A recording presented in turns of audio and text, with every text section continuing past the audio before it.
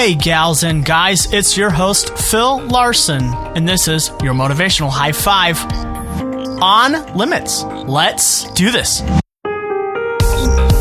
Today on the show we have a guest voice, Cory Nichols, who's been a fan of the show for a while, and we've been emailing back and forth, and I can just tell by email he's just a really passionate guy. And he's passionate about entrepreneurship and just doing things excellently. He mentors young entrepreneurs, resides in Richmond, Virginia with his wife, his son Jack, and a Great Dane named Penny. He loves learning and he's a results-oriented person, always looking for the best way to deliver excellence for his clients and company. You can check out more and stay updated with what he's doing at CoryJNichols.com. Nichols is spelled Nichols. Just check the show notes and you'll find the link there.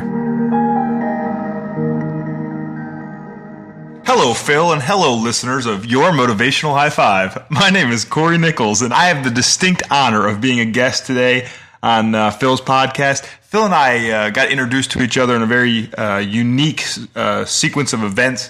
Those events kind of played out like this. So I'm looking to start a podcast, and I went out and started searching for podcasts like the one I wanted to create, and ran across Your Motivational High Five. And so I started becoming a listener, just like you. And one day I was listening to the podcast, and Phil mentioned, if you have any ideas, or if you've got an idea that you want on the podcast, or you want to collaborate, send me a blank email. And so being a person that loves instructions, I took Phil's instructions and sent him a blank email at a red light. It was no body, no subject, truly blank.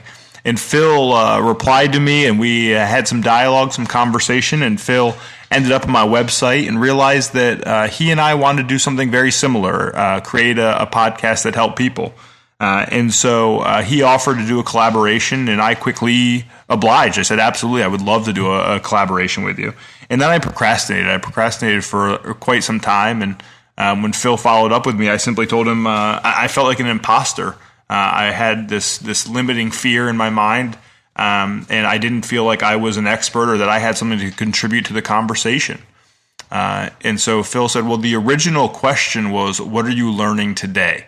And so I thought about that and realized that what I was learning today was that the limiting beliefs that we have in our minds are created by our own heads. I mean, we do it to ourselves. It's not the result of somebody else's feedback or opinion. It's simply self-imposed. And so whenever I start to forget that and get trapped in my own head, I always remind myself of a story about the Nathan's hot dog eating contest. So, just a small brief history, started in 1972, every 4th of July in Coney Island, New York. And so for the first 25 years of that competition, the world record was 25 hot dogs, which obviously 25 is more hot dogs than anybody needs to eat on the 4th of July. But that's not the end of the story. So in 2001, a small guy by the name of Kobayashi comes on the scene, and in that year he eats 50 hot dogs, and obviously he wins the competition.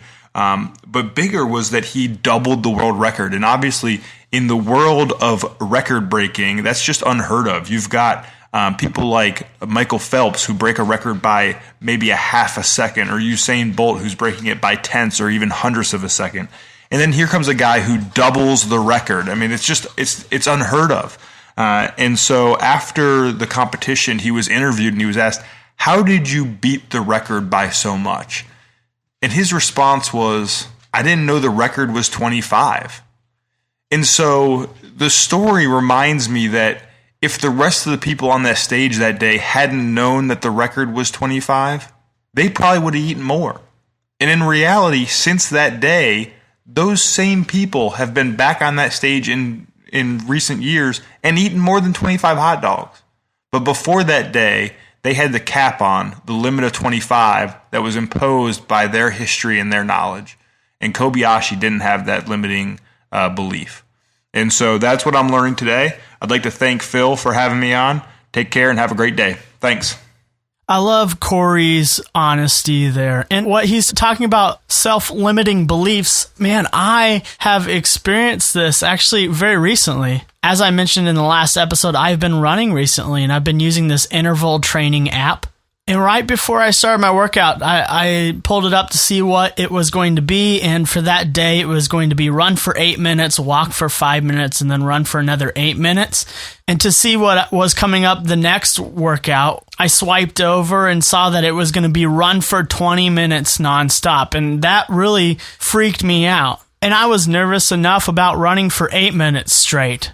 And so I start my workout, and I'm running, and I'm like, surely it's been 8 minutes already. I pull out my phone from my pocket as I'm running, and it says I've been running for 11 minutes. And it turns out I never went back to the previous workout, and I started the 20-minute run. And 11 minutes wasn't really hard because I thought I was just going to go for 8 minutes. What I ended up doing was running for the full 20 minutes. In the last minute, I got a 1-minute warning. I sprinted.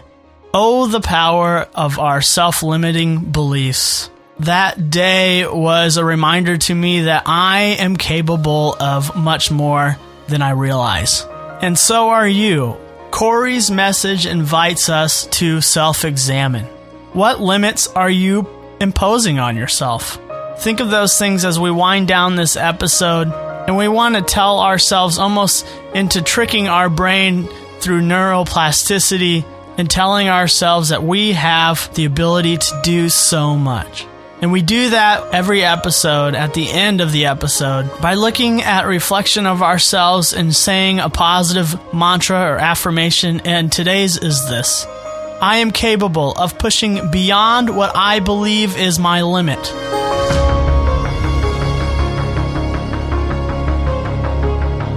Throughout the history of humanity, there is story after story of people pushing through what they thought was their max, was their limit. And we see that today, even with the Olympics coming to a close, records are still being broken. What limit can you break through this week? You are capable, but you have to believe so. It starts with you.